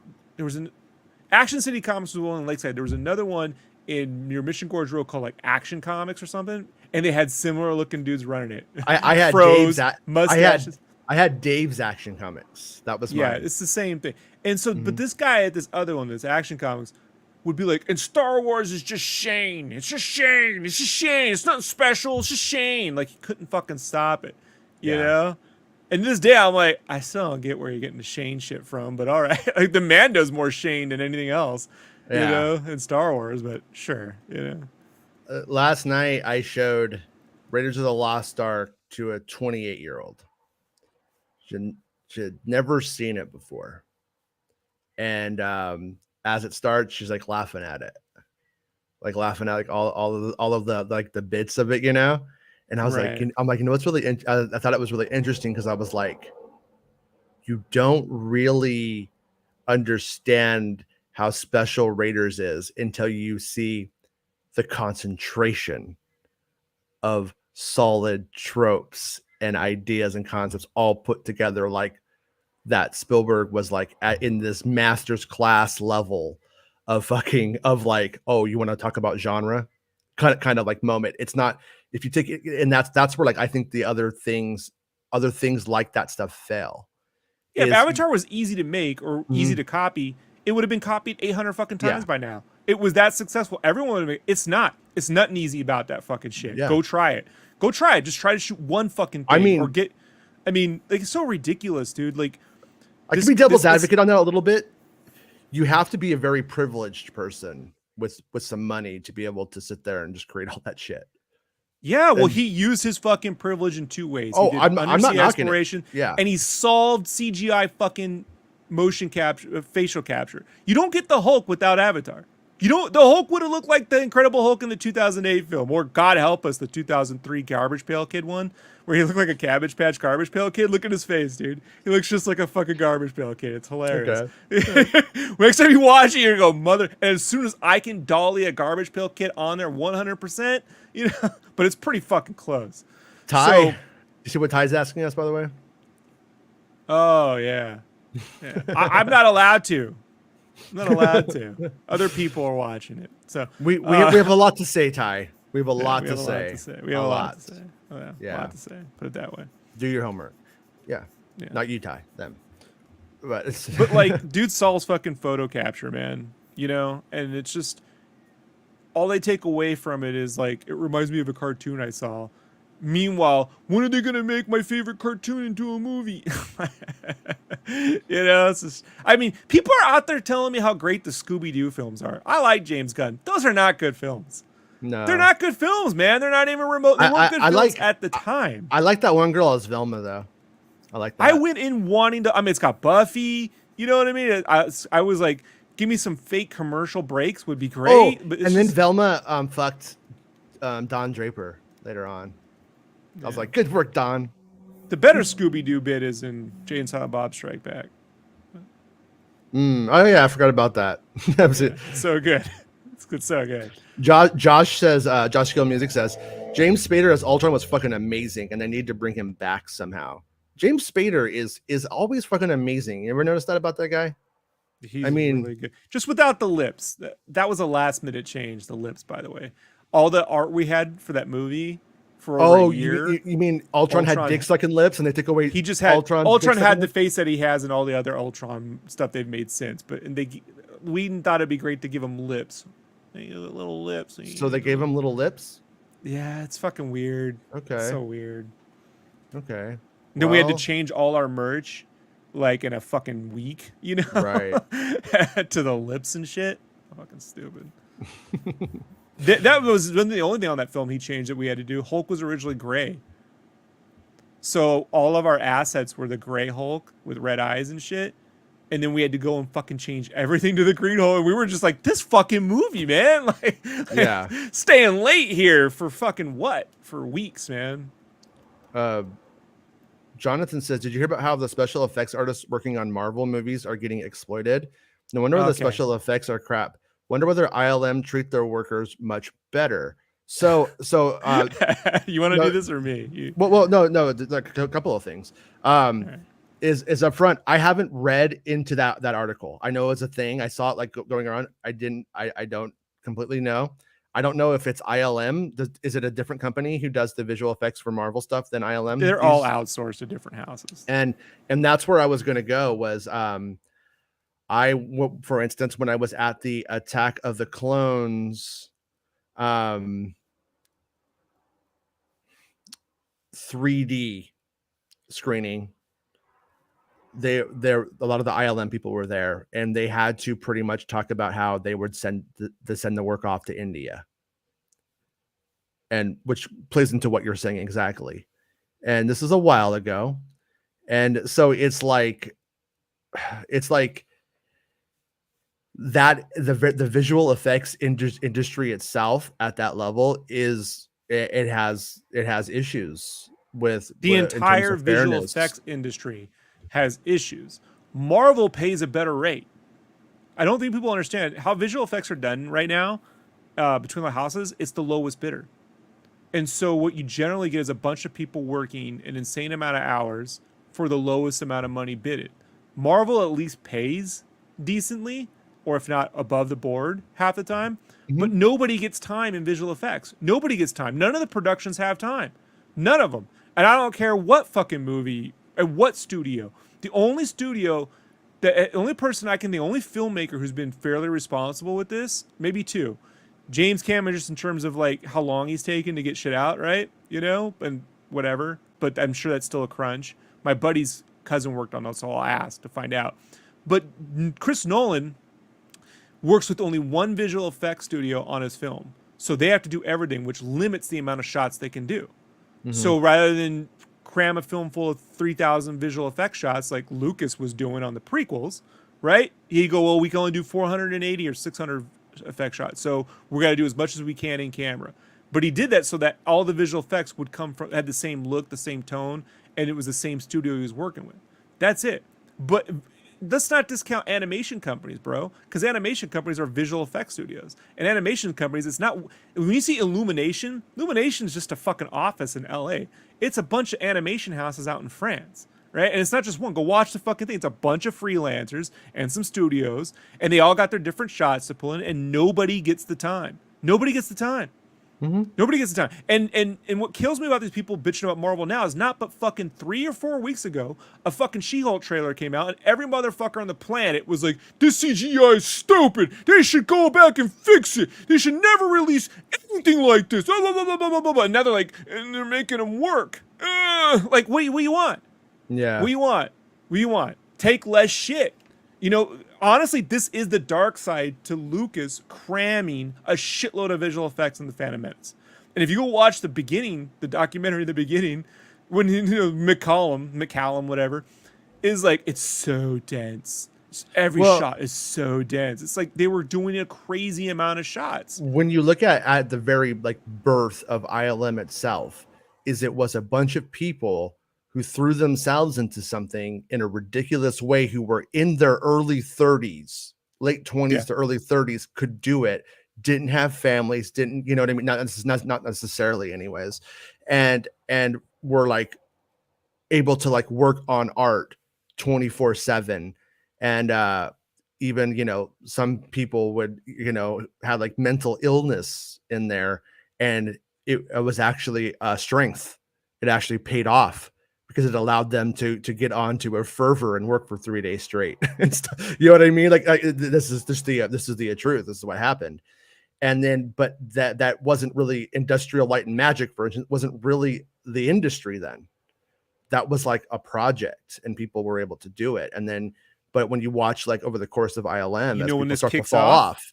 When it really kicks off is after Jurassic Park. Mm-hmm. Jurassic Park is when all these visual effects studios get built. And I believe, I don't know, I've never been able to talk to people about it, but just my own theory is that's what sets Lucas off on making The Phantom Menace, because he needed to show why ILM was the fucking #1 after that, because there was all this competition.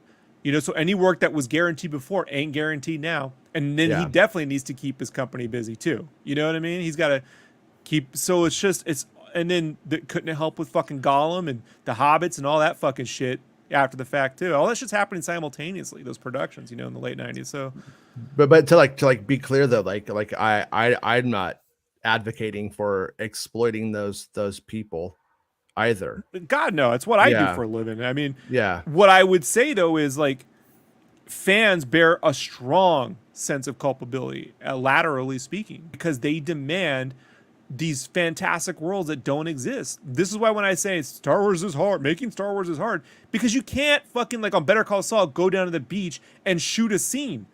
You just can't, like, there's always got to be something in there. When they do that, they're like, it just looks like they're on the beach. This doesn't feel like I'm in another world.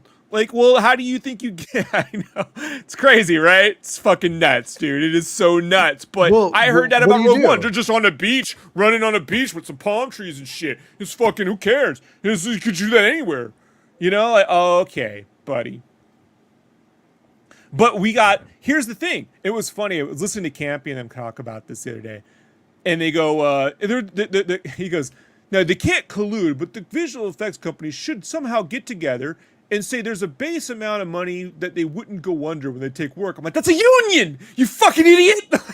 It's called unionize, you fucking morons. That's the whole collectivism is the only strength we have to prevent studios from abusing employees. That's it. I just got a text message. Okay. I really hope you did not just mention showing a 28-year-old Indiana Jones and pretty much judging me just because I was laughing at silly stuff and saying I don't appreciate shit. Damn, Jason. And? I didn't say it. No. I don't appreciate SoundCloud rappers. So no, I mean, I'm not. I wasn't judging her. I'm saying like when someone first takes their first like looks at those moments, you're like, what the, you know what I mean? It's silly. Like Star Wars, what Star Wars and Indiana Jones film. No one would judge anybody for thinking they were a little hokey. Because they already got half the gags in Guardians of the Galaxy anyway, right? No, but that's what I'm saying is they were hokey then, though. Even but it's the concentration right. They were just nostalgic. Of hokiness. They were nostalgic hokey. Right. That's where the power of this stuff works out. But it's also where it loses modern. I'm not saying her. I'm saying, but it's also where it loses modern audiences at times. That's where Lucas lost the modern audience with Attack of the Clones. I can say he did do that, but I don't think the experiment worked, and neither did Lucas, which is, I think, important to note. Love Attack of the Clones, but I still consider it to be somewhat of a failed experiment. Ty Cox says Harrison Ford walks in a room and says, "Get off my plane." Old Harrison, he's like, "You're not on a plane, Harrison. You're at just home. Get the fuck off my plane." Yeah. He tells everybody to get the fuck out of his house. Phil Spencer says, what Xbox do you have? Series X or Series S? I have the Series X. Yeah, I love it. It's pretty fun. I have like one of the nicest consoles that you can get. And I've been playing Fall Guys with that 28-year-old. she doesn't like it. I do. It's like they're adorable. You told me you liked Dragon Quest, but I think you just barely played it. I don't think you ever finished it. I love Dragon Quest. Did you ever finish it? Yeah, I finished Dragon Quest. I beat Dragon 11 Quest. 11 or 8? 11, and I did all of the bonus 8? Content. And then they were re-releasing them. Like they're supposed to start re-releasing them all. And then I played 11 with Luke, and Luke loved it. So when they start doing the re-releases, whenever those start hitting, me and Luke are going to play through all of them. Yeah, I'm going to recommend only 5 and 8. I like the original ones. The DS one's fairly interesting, but It's just I replayed a lot of them, and it's like, Yeah. yeah, a lot of this stuff isn't as good as you. 5 still holds up. Yeah. Yeah. But he's 8, so he won't be that the simplicity of it, it'll work.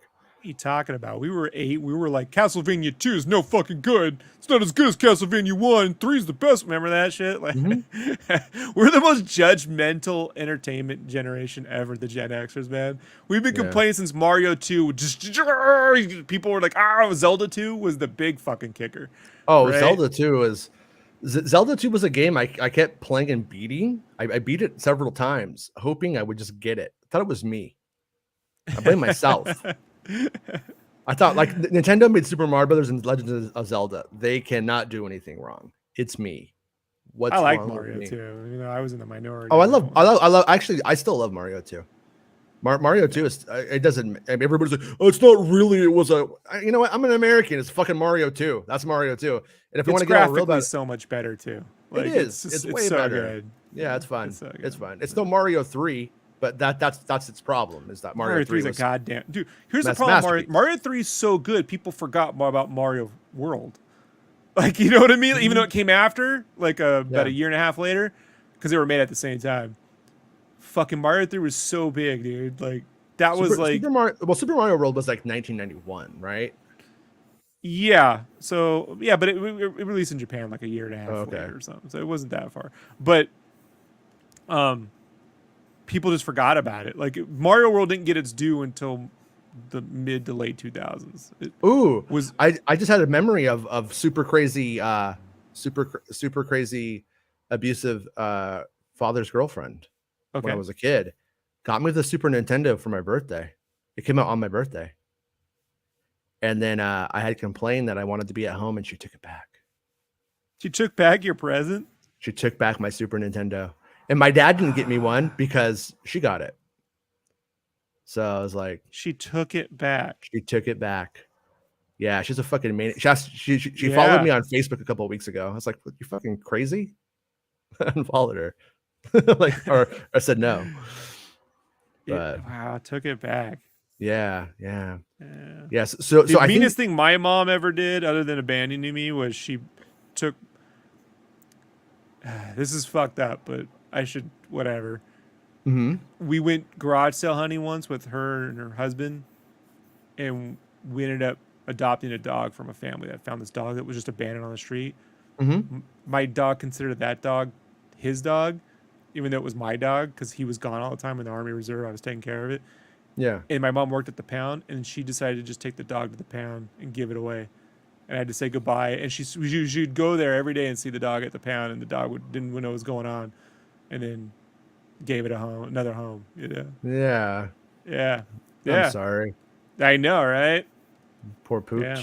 That's why I know. Look, people had meaner childhoods than mine, but yeah, sure. But that doesn't mean that wasn't some crazy shit, that right? Suck. Yeah. yeah. So, Mike Stan Shill Porter. So, I think that's the. I like that. I love that. That's a great cap. Yeah, it's a good picture. Just a good picture. That is a dude you gotta hang out with at happy hour, right? We gotta go to fucking the Brigantine and get some fish tacos, right? Preferably the one in Del Mar, right off the beach. Pretty good. What? Jason reading his phone. Yeah. Marvel Comics. Oh, they have the 100th Star Wars comic book. Who gives a shit? I knew they were going to come up with some, because I complained about it. They're like, "Oh, look, we're doing well. The numbers are up." Hold on, I'm gonna put this on the old screen, because it's something. I mean, it's everyone's gonna say it's according to Baymax. Baymax says the sequel trilogy retcon is in full swing now. So let's see. Is it like a sex swing full swing, or is it like just when you go really high? When you go really high, you think you're gonna go around? What didn't a cartoon do that where they went around and went back in time? They went around the swings. I want to think that was a thing. I think that might be a fantasy of yours. I don't know, man. No. It's pretty good though, Okay. right? It's pretty good, you know. Pretty good. Okay. All right. So, Lessons of the Skywalker Saga in Marvel Star Wars number 25 exclusive preview. In 4 separate stories illustrated by different artists, explore favorite characters and new developments throughout the time of the Skywalker films and beyond. Marvel Comics mainstay Charles Soule has penned his 100th Star Wars comic book. Today, StarWars.com gives you the exclusive look inside the issue. Marvel's numbered Star Wars 25, with pages from Obi-Wan and Anakin story set before the Clone Wars, a Darth Vader story shortly after the tragic events of Star Wars Revenge of the Sith, a Kylo Ren story after the events of Star Wars The Last Jedi, and a Poe Dameron tale focused on the eulogy of Snap Wexley in the aftermath of Star Wars The Rise of Skywalker. You're right. They have totally retconned all of Star Wars, and that's why they're doing this, because they've regulated it all just to comic books. But yeah, that's fun though. You know, like this kind of stuff, supplemental materials to the things that we're getting on screen, that makes me happier for the most part than a lot of the other shit, you know. But yeah. Oh yeah, look, old Kylo Ren looking like a prince. Oh look, Snap Wexley, he died. Snap, we barely knew you. Honestly, Snap. That's just not my jam. Honestly, Snap, it's okay. I'm okay with that. Just Snap. That ain't for me. Yeah, I won't be buying it or anything. It's not going to make me go out and buy it. Yeah. It's not for me. So Tyrant says, Rob, you should definitely check out Last Call BBS. As a fellow nerd who grew up at the dawn of the public internet era, I think you'd love it. Oh, the bulletin board? Is that a documentary, Last Call? I don't know. Tyrant says you should check it out, though. Aggressively Relaxing says, here's some Star Wars news. That Mando comic that came out today is just the first episode of Mando Retold. Kind of lame, actually. Yeah. Oh no, they're translating the show into comics. That's how it started. I think it's fair. I mean, which one's the canon? The live action? How's it going, Penny Pie? Do you think Favreau's reading all of them so that he knows what to write and what not to write now? I mean, if the art is super cool and super, like, you know, beautiful and that kind of thing like that, I think it's cool. I think it could help the comic book fans conceptualize what they're seeing on the comic page to screen by seeing it that way. I could see it being cool. But if you thought you were buying a new Mando comic book that was like new stories in the Mando universe, I could see that as being a bit. If you're gonna retell stuff, man, it needs to be like the way they did it with the first Star Wars manga. Like, it has to be illustrated to a high degree. High degree. I just wish these adaptations came out a little bit closer, you know, to the release of the thing itself. Like I like buying. Talking about not having enough time. Those adaptation dudes never had enough time when it comes to comics. The only one that I ever saw as a kid that I thought was actually well illustrated was the first Ninja Turtles movie adaptation, because Kevin Eastman actually did all the layouts, and then Jim Lawson went over it and tried to mimic Eastman's style, so at least looked like the creator's work. Penny. Sorry. Yeah. Yeah. There was I remember having, like, I think almost a little oversized comic book version of the Ninja Turtles movie. That was the comic book, or the movie set to the comic books, like, art style or whatever. And it was like oversized, that came out around the time of the film, like about the same time. Yeah, that Kevin was cool. Eastman did all the layouts for that, and Jim Lawson drew it. So he was at the time. Lawson's art style looks like the new cartoon where it's all angular. I'm not a fan of his art style, but in there he was mimicking the look. And they went off the initial script, so that edition also had the original ending, where they go to Marvel Comics and try to sell their idea as a comic book, and they get told it's too far-fetched. Yeah. That was the whole thing, that, like, she took her drawings and then they made a comic book and tried to pitch it as a comic. It was going to be like an after credits bit.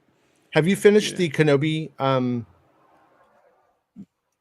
we're going to start it over. Okay. without my wife coughing every 3 fucking seconds for right. ridiculous. Hope she didn't see what I said about people coughing yesterday. Roy coughing? Mike Stan says Phase 4 is awesome in my opinion. Duck, you just finished your Quentin interview. Great watch. Oh yeah. Oh, that came out. Nice. Yeah. Check that out. I'll put a link up to it. I'll make sure to tweet it out and stuff. Yeah, it was nice talking with Quentin. It was a good time. I enjoyed it. And Quentin's hopefully Quentin comes back and hangs out with us. I want Quentin to hang out with like Rob.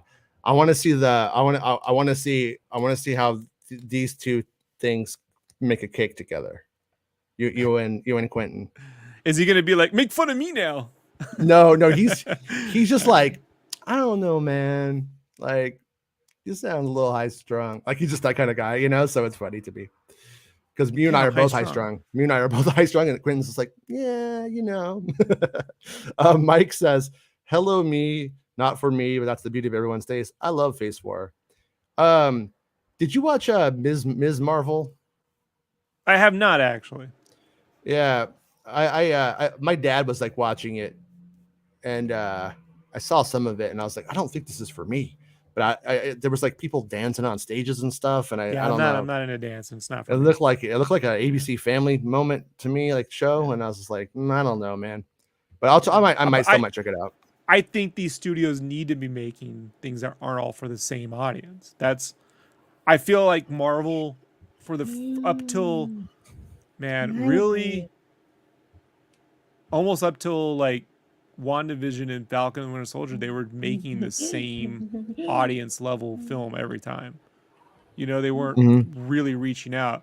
And Falcon and Winter Soldier is one of those things where I got white friends who are like, I don't like it. He's a Black Cat America and the cops are having an issue. I'm like, yeah, it's real. It's real. Isaiah Bradley's story is one of my favorite stories ever told in comics. If you've never read it, The Truth, go read Captain America Truth, drawn by Kyle Baker. It's fantastic. And it's drawn, Jason, in a way that most comics aren't. It's cartooned. You know, okay. It's a real serious story in cartoons, you know? Right. And this country can't get its head around serious stories in cartoons. It just can't. It's got to be Rick and Morty or Hanna-Barbera, but you do a serious story with cartoons and they just I put today we have to play our channel members song. I forgot to do it yesterday. And I even included Azatrue because Azatrue is a good bud. Characters are essential to me enjoying a movie. Shang-Chi has great characters. It is a fun story, very rewatchable and fun. So good. It's so good. It's as Shang-Chi is up there with the first Iron Man. Like that's how good it is. I'll have to try it again. I every time I try to watch it, I can't connect to the movie and I like kind of like start zoning out or whatever.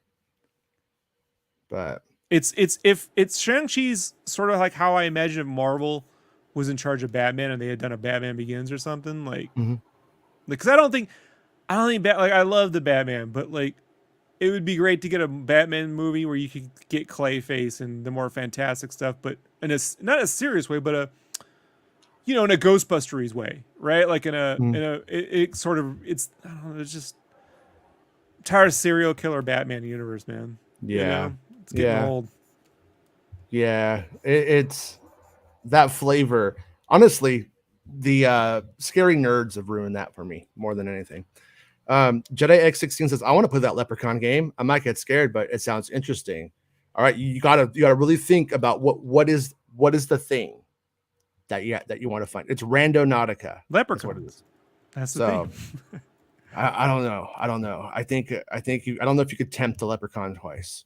Tyrant says, I already fired my entire art team on my project and replaced them with doll doll 0 E. Right. Hey Penny, do you remember that time you did Randonautica and we said we wanted to see a haunted house and it took us to the old Victorian house? No, that was fun. I'm hungry. You're hungry? Yeah. Should I just ignore you and talk Planet Fitness? No. Well, guess who's eating Planet Fitness? They're eating pizza. Because they got pizza at Planet Fitness. You're hungry, but not at Planet Fitness. What do you want to eat? How about maybe I was thinking maybe chicken turtle soup, and that's not turtle with the T, it's turtle with the D. Turd soup. No. Chicken turtle soup. No. No. Poop sandwich. No. All right.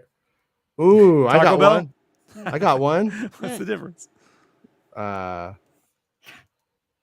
Turd tacos. No. I don't. What do you want? I mean, Taco Bell. It's just tacos. Rob is saying Taco Bell. What wanna share a box so we could ruin the environment? No. No. I always like how they put on consumers. If you're not recycling, you're ruining the environment. And then when you recycle, they just take all your trash and shove it in the landfill anyway. They don't actually do the recycling. So it's They like, don't? no, it's not us. It's really not. But they trick you into thinking it's you. So wait. When you go to Taco Bell and they have like the 3 different things for your trash, it's all a trick. Yeah, it's a trick. The companies aren't actually, they're just putting that up for PR. It was a Yeah. giant thing like a year and a half ago, dude. You should read up on it. Penny, what do you want to see from Andor? Ewok. Ewoks. Penny wants to see Ewoks. Ewok. Ewoks, the original rebels, as we call them in this house. No? No. Okay. Penny, what do you think about the connection between Ewoks and the Viet Cong? Do you think it was an accurate story idea for Lucas to pull from? She's like, is that like Donkey Kong? Donkey Kong! Planet Fitness wants to see Andor and Andor.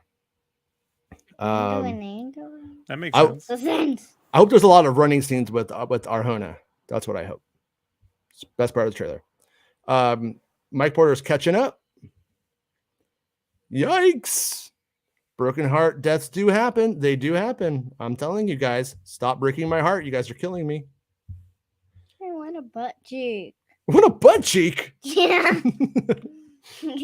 Look, my whole gripe with it isn't that she died of a broken heart. It's that she was dead, and that broke canon because Leia remembered her mom. So I don't fully get all that. I found it weird that in Kenobi they decided not to touch that. There's no I way got- around it. No, there is. There. I mean, somebody. I mean, like somebody in chat said, what if he like is able to like put the vision of her mom into Leia's head? Like, what if he like tells her something and like focuses and then she sees it, kind of thing? Like, what if they a little bit of magic? I think it would have been okay. I think it would have checkboxed it off. And if you had written it in a cute or good moment, I think that's something that if they could have done for as much thinking outside the box to make the Kenobi story work, and then I think actually pulling it off in the different iterations of the story, especially, I think that's a weird one that it was continually overlooked because they literally have the conversation about her mom, but maybe Lucas should have just cut it. You know, do you remember your mother, your real mother? And then just go on. Next, cut the next line. It's a lot of work for one line, right? But and hey Roland, how are you? You know, he changed every other stupid thing in the DVD releases. Why not that one? Just delete it. You could tell that in reality though. His driving thing was he wasn't changing the script. He wasn't changing the heart of the story. And that's always been one of the things about the special editions when people get really hard on it, like the really hard people. I'm like, at the end of the day, Fire and First changes. it doesn't. I don't think it really changes. Does.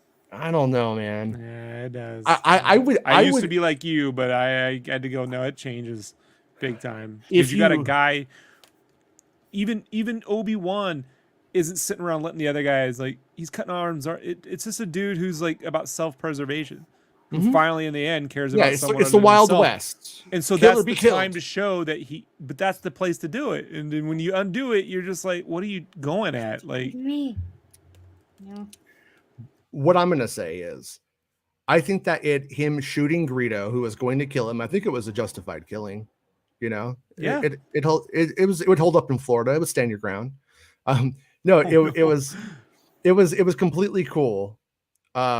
it was fine. I understand Lucas's feeling of it not feeling fine, of him feeling like it wasn't appropriate for his kid to see. And like the problem we have in the country today, I don't think Lucas is wrong. I still think he's actually right. But what I will say is that Han killing Greedo and being selfish and then coming back around, I don't think the killing of Greedo literally makes that more powerful. Like, he killed Greedo, then he came back and saved them, and now he's less selfish. Like, I just don't really think that those story beats really collapse in that way. You know what I mean? Like I still think it's the same end result. I doubt the power of it personally. But I would just I always said the original version is made poorly.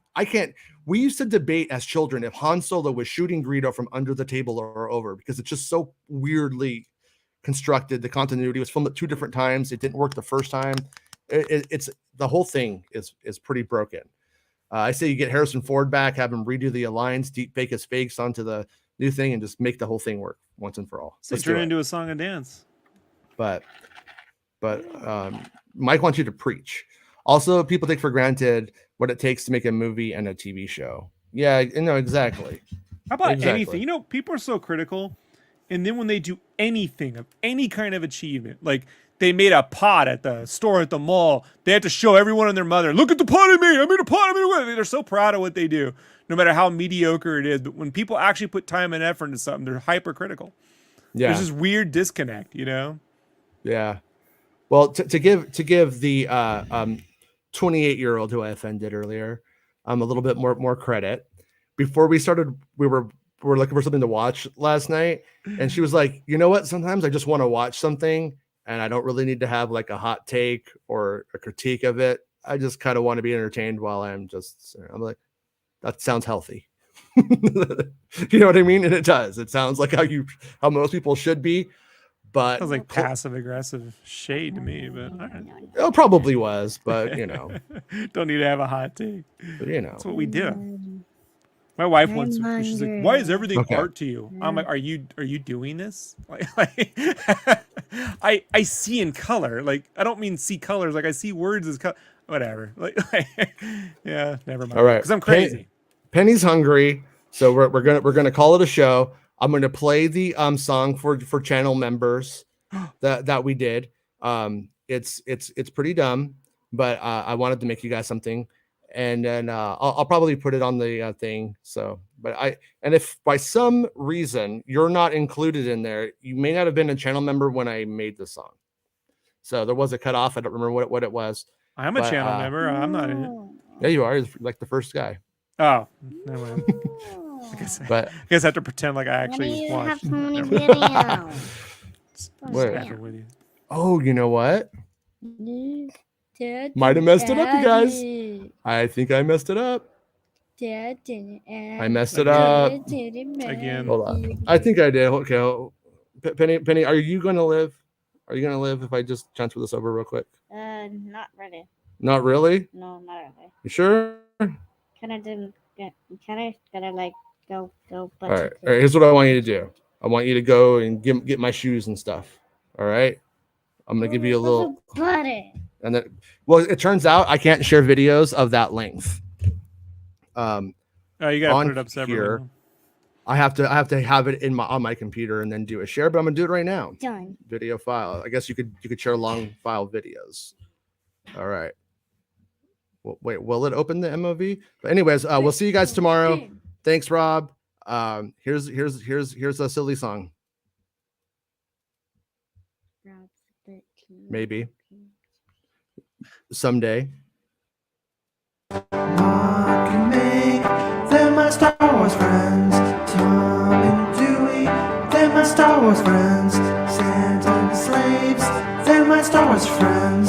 They like laser swords, they like spaceships. It's not about that. Not about spaceships. It's not about that. Spaceships. It's not about that. Not about spaceships. It's not about that. Not spaceships. Chris and Johnny, they're my Star Wars friends. Cedar and Steven, they're my Star Wars friends. Darth Del Rio, they're my Star Wars friends. Jordan and Justin, they're my Star Wars friends. They like laser swords, they like spaceships. It's not about that. Not about spaceships. It's not about that. Spaceships. It's not about that. Not about spaceships. It's not about that. Spaceships. Des and Greg, they're my Star Wars friends. Dale and Jiggly James, they're my Star Wars friends. Talking Sith, they're my Star Wars friends. Craig and the other Jason, they're my Star Wars friends. They like laser swords, they like spaceships. It's not about Not that. about spaceships. It's not about that. Spaceships. It's not about Not that. about spaceships. It's not about that. Spaceships. Darth Maximus, they're my Star Wars friends. Two, they're my Star Wars friends. The young boomer, they're my Star Wars friends. Hail Star Wars Satan! They're my Star Wars friends. They like laser swords. They like spaceships. It's not about Not that. about spaceships. It's not about that. Spaceships. It's not about Not that. about spaceships. It's not about that. Spaceships. Box and Ben, they're my Star Wars friends. Joel and Nolan, they're my Star Wars friends. Pat and Claude, they're my Star Wars friends. Star Wars Fitz, they're my Star Wars friends. They like laser swords, they like spaceships. It's not about Not that. about spaceships. It's not about that. Spaceships. It's not about Not that. about spaceships. It's not about that. Spaceships. Random Empire, they're my Star Wars friends. Jean-Pierre, they're my Star Wars friends. Quentin and Mike, they're my Star Wars friends. Will and Tyrant, they're my Star Wars friends. They like laser swords, they like spaceships. It's not about Not that. about spaceships. It's not about that. Spaceships. It's not about Not that. about spaceships. It's not about that. Spaceships. Homie Wanda Homie, they're my Star Wars friends. Soundwave and Jeff, they're my Star Wars friends. Amanda and Kyle, they're my Star Wars friends. Shadow Ostrich! They're my Star Wars friends. They like laser swords, they like spaceships. It's not about Not that. about spaceships. It's not about that. Spaceships. It's not about Not that. about spaceships. It's not about that. Spaceships. Marvel Maniac, they're my Star Wars friends. David and Neil, they're my Star Wars friends. Darth Grogu, they're my Star Wars friends. William and Eric, they're my Star Wars friends. They like laser swords, they like spaceships. It's not about Not that. about spaceships. It's not about that. Spaceships. It's not about Not that. about spaceships. It's not about that. Spaceships. Stone and Nick, they're my Star Wars friends. Shogun and EJ, they're my Star Wars friends. GDJI, They're my Star Wars friends. Star Wars in game. They're my Star Wars friends. They like laser swords, they like spaceships.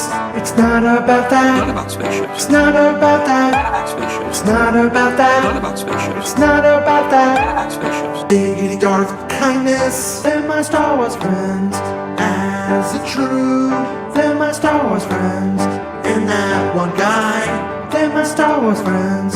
And that one girl, they're my Star Wars friends.